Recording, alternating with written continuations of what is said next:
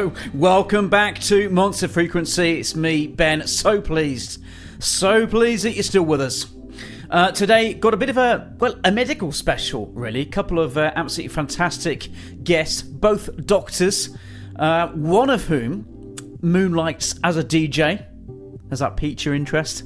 I expect it has. I am, of course, referring, he's been in the news a lot recently, bit of a legend, Dr. Bodalia. Now, he's actually recently just dropped his brand new single. We're going to be talking just very briefly about that. And he's just announced that he's going on tour with Fatboy Slim.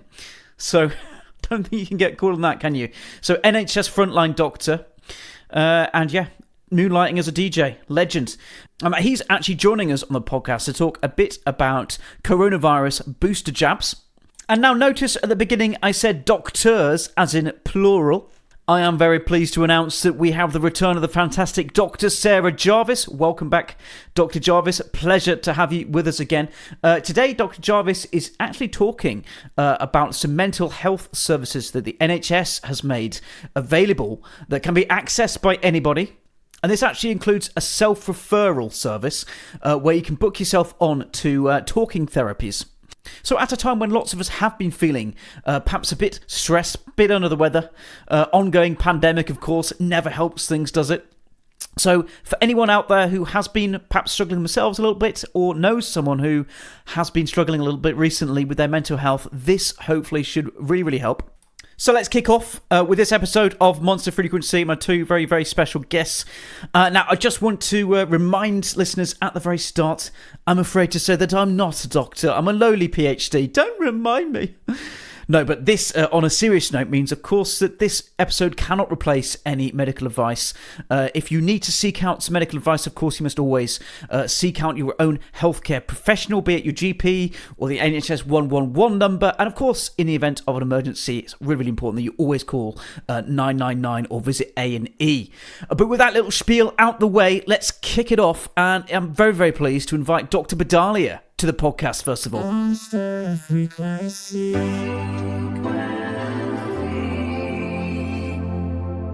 Hi, my name is Dr. Kishan Bodalia. I'm a frontline NHS doctor working in A&E, and today I'm telling you about why young people between the ages of 18 and 35 should get their jabs. Oh, brilliant. Thank you very much. It's an absolute pleasure to have you on the show with us. So I guess, first of all, I've just actually got the stats in front of me here, and I can see straight away, actually, it looks like the uptake is a bit lower in this age group, isn't it? That's right. So, I mean, across all eligible adults, 79% of them have had their boosters, but only 54% of those between 18 and 34 who are eligible have had theirs, which is incredibly low. That's just over half. So there's a lot of work that needs to be done to encourage them to get theirs. And as a doctor yourself, working on the front line and seeing, unfortunately, patients coming in and needing help in hospital because of COVID-19, I can imagine this is a bit of a sad thing for you to see. I mean, of course, it's always sad to see any patients coming in, but I can imagine it kind of hits a special nerve if you think that actually some of this could be preventable. Exactly. I think prevention is better than cure. At the moment, we're seeing more unvaccinated patients coming in, and that's why I'm really keen to get behind this campaign, because it's something I'm experiencing myself in A&E. At the start of the pandemic, it was mostly elderly patients who we were seeing, those who are more vulnerable. But as time has gone on, and as more of the older patients and vulnerable patients have been vaccinated, the younger ones who have not are the ones that we're seeing more of. So, yeah, it's one of the factors within our control. So we've got to optimise this.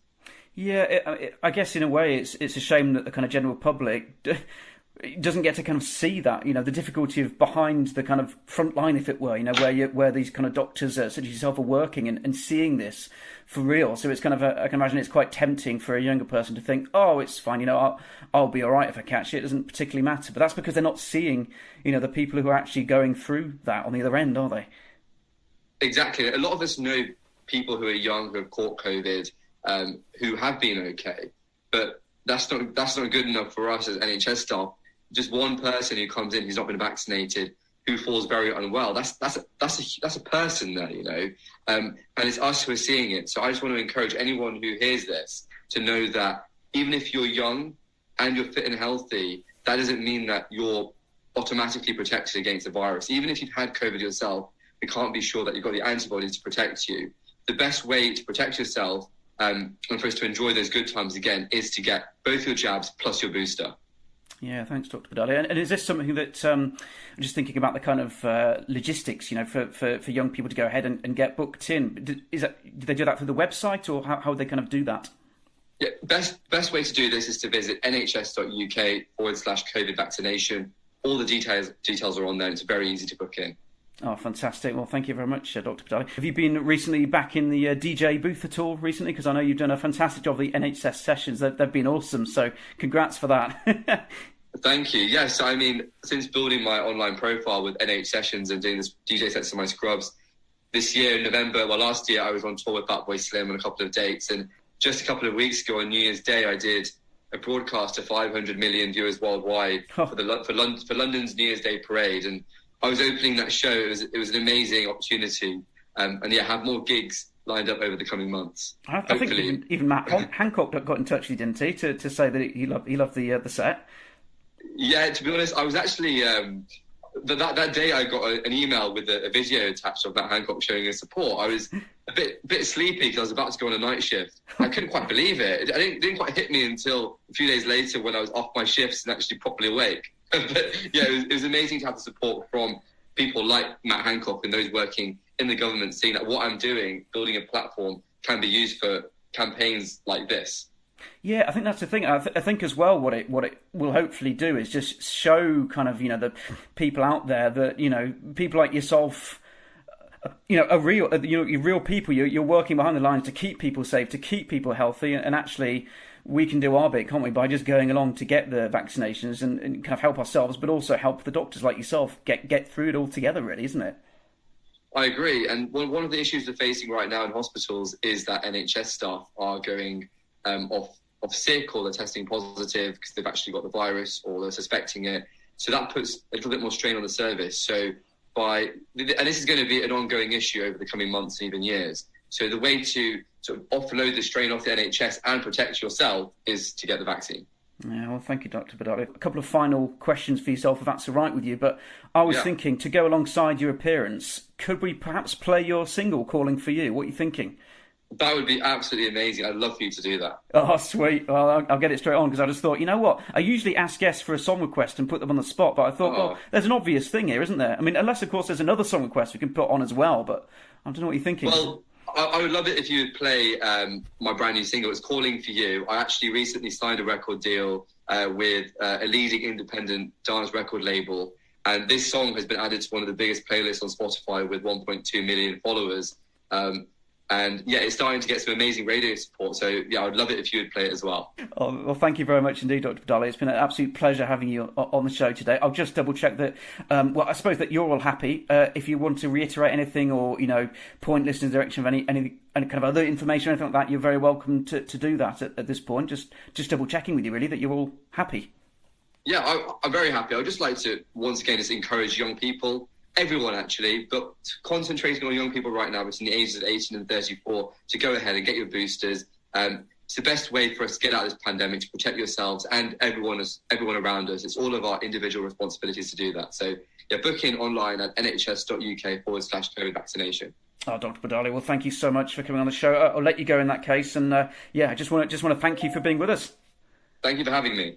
Well, thanks again to Dr. Bodalia for joining us on this episode of Monster Frequency.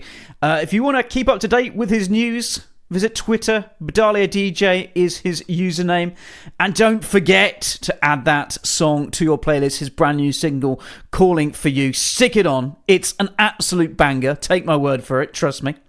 And now next up on this episode, I would like to invite the fantastic Dr. Sarah Jarvis to the episode. Here she is. Thanks very much for joining us again, Dr. Jarvis. Absolute pleasure to have you with us again on the show. Absolute pleasure to be with you. I can see today, actually, it looks like we've got some really brilliant mental health support that is available to people. So really, really keen just to hear you kind of explain a little bit about this campaign to start with, if that's okay, Dr. Jarvis. This is all about explaining that feelings of anxiety, of depression, other mental illness issues can affect all of us. But if you do need help with your mental health, the NHS is there for you. They've got free, effective, confidential ways to treat common mental health issues. And you can go through your GP practice, or you can refer yourself. 2 in 5 people had no idea that you can just go to nhs.uk/help and find out more about so-called talking therapies, IAPT, improving access to psychological therapies, and indeed refer yourself to get help to get your feet back on the ground. Yeah, fantastic. And for people who maybe haven't even heard about these talking therapies before, I wonder if you could tell us a bit about what it kind of means and what's kind of involved in this kind of therapy. Yeah, absolutely. So I've been a GP for 31 years, and during that time, I have lost count of the number of people that I've referred. I have a lot of people who tease me that there is no, certainly long-term condition for which I cannot recommend talking therapies. Talking therapies are all about helping you to deal with the issues that you have, and that means there is no one-size-fits-all.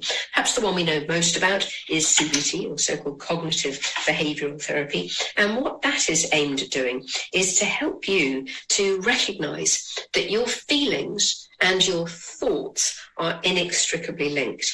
And that if you are having negative thoughts, if you are constantly ruminating, if you're having anxious thoughts, then they may well not be realistic. They are often caused by your feeling. So firstly, we aim to help you to recognise the relationship between your thoughts and your feelings. Secondly, we aim to help you to recognise, therefore, that those thoughts may not be realistic. So to challenge those, what we call negative automatic thoughts, because it's often not individual thoughts, you'll often get into a spiral. You know, you'll see somebody, if you're feeling low, you see somebody, they walk past you in the street, and your immediate thought might be, if you are feeling low, oh, they didn't want to talk to me. And the next thought that might come from that is, maybe they don't want to talk to me because I've done something bad. And the next thought that comes from that might be, maybe I'm a bad person. And it's extraordinary how often I, as a GP, see people, when you talk to them about what's going on, that they will recognise that that sort of train of thought goes on in their heads all the time. So what we're trying to do is to help people to recognise the connection between thoughts and feelings, to challenge those thoughts that are not realistic, and then to replace them with more realistic thoughts. Now there are, as I say, lots of other forms of therapy, but that and other forms of therapy don't necessarily always need to be traditional face-to-face, one-to-one therapy. It could be group therapy. It could be face-to-face therapy. But for instance, since July 2020, almost 95% of these free, confidential and effective services offered by the NHS were conducted remotely, either through a digital platform or over the phone. So it could be a phone consultation. It could be an online course, which from my experience with patients can be really, really effective, especially for people who, for instance, are more tech savvy, for people who are time poor, for people who perhaps don't want anybody else to know that they are taking time out to, for instance, go and physically see a counsellor. But it could also be a self-help workbook with therapist support. So lots of ways of personalising it. And when you have your assessment, you and the person from the service who is doing the assessment can work with you. Between you, you can work out what therapy would be best for you. Oh, thank you, Dr. Jarvis. Yeah, I mean, that sounds absolutely fantastic, really. I mean, it sounds like there's kind of options there for everyone, really. I mean, you know, if there's someone out there, for example, who just wants that kind of online, sort of over the phone, you know, consultations, you can do that. That all sounds brilliant. And I wonder if, because it kind of sounded to me like where you're kind of explaining how that kind of negative thinking, it sounds very much like this kind of downward spiral that kind of, you know, sends people down. And presumably, I mean, at what point do you kind of want patients to, you know, recognise that? I mean, I guess a lot of the time patients, I'm assuming here, that they'll come to you, you know, kind of when they're already in crisis mode. I mean, is it a good thing to try and recognise that early, I'm assuming? Well, an awful lot of people have struggled. We know that over half the population were concerned about their mental health last year. Half the population experienced stress and anxiety. almost as many experienced low mood or depression, and 1 in 4 had a fear of social situations. But interestingly, the majority of those who were struggling didn't seek any professional help for their mental health, and 2 in 5 people don't know that you can refer without going through your GP practice for a referral. So my feeling is, yes, absolutely, you do not need a formal diagnosis in order to get a referral, in order to be assessed by the NHS services. You can refer yourself through nhs.uk/help. You can have an assessment. Nobody is going to be embarrassed. Nobody is going to laugh at you. This is what we do as healthcare professionals. Anything you can tell me, I will have heard before. And I absolutely will recognise that if you are struggling with your life, if the symptoms, the feelings that you are having are making it harder for you to live on a day-to-day basis, that you do need help. And you, as I say, and the person from the IAP service, the Improving Access to Psychological Therapy service, the mental health service, who contacts you, does an assessment, you and they between you can work out what would work best for you. And depending on the level, the degree, the severity of your symptoms, that might vary. Yeah, well, thank you, Dr. Jarvis. That sounds absolutely fantastic. I was wondering, kind of, I guess, very much related to this campaign. And obviously, I don't know, how much you can kind of chat about this as well. But I've noticed that recently the NHS has been really kind of pressing that now. Of course, these services are available for everybody, but it seems to be the case that they're really trying to change the kind of stigma that has traditionally kind of existed for men, mental health in men, especially. I've noticed there's kind of a lot of push there by the NHS. We know that anybody can have issues with their mental health. The fact that this campaign features really iconic, familiar faces, Craig David, Tom Grennan, Laura Mvula, Nicola Roberts, Ella Henderson, Max George, they have all been affected personally by mental health issues. So we do need to remember that they can affect anybody. But there are certain groups who either are disproportionately affected or who are less likely to come forward to use services. And they do, as you so rightly say, include men, but also the over 65s, people from ethnic minorities, and people from vulnerable groups. That is not to say that other people have not been affected. We know, for instance, that young people, their mental health has been really adversely affected during the pandemic. But we are very much trying to point out that those other groups, men over 65s, people from ethnic minorities, people from vulnerable groups, may be either disproportionately affected, but they may also be less likely to come forward to use services. Well, Dr. Jarvis, thanks for that. That's fantastic. I wonder if we could just head towards, because obviously I'm aware of your time, you don't want to keep for too long. I wonder if we could kind of head towards closing just by, I guess, reminding listeners about, I guess, who's eligible and also how you would go about kind of booking yourself on, self-referring yourself through the website and things. I wonder if we could just kind of remind our listeners about that, if that's all right. Yeah. So this self-referral is available to anybody over the age of 18.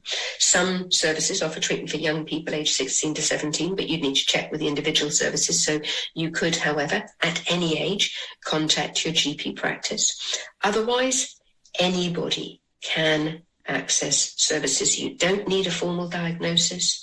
You don't need to be able to take lots of time out to go and see somebody one-to-one. You can either contact your GP practice or you can refer yourself online at nhs.uk/help for free, effective and confidential ways to treat common mental health issues, which could be one-to-one counselling, could be group, could be over the phone, could be online, or it could be self-help workbook with therapist support. There is an option available for you because feelings of anxiety, depression, other mental health issues can affect all of us. Oh, Dr. Jarvis, thank you very much. It's been fantastic to have you. And I wonder if, just as a very small farewell, I am going to ask the usual question at this point, which is, of course, song request, if you would like one now, because this campaign got me thinking. It's featuring people like Craig David and things, and based around the Beatles song Help. So I'm just thinking there's probably a lot of inspiration here. So can I get you a song today, Dr. Jarvis? Well, I think an awful lot of my patients feel that they have been running on empty for some considerable time. So perhaps Running on Empty by Jackson Browne would be a great next song. Perfect. What a fitting song. Well, thank you so much, Dr. Jarvis. It's been a pleasure having you. I do hope you can join us again soon, but thank you for coming on with us. Thank you so much for having me. Frequency.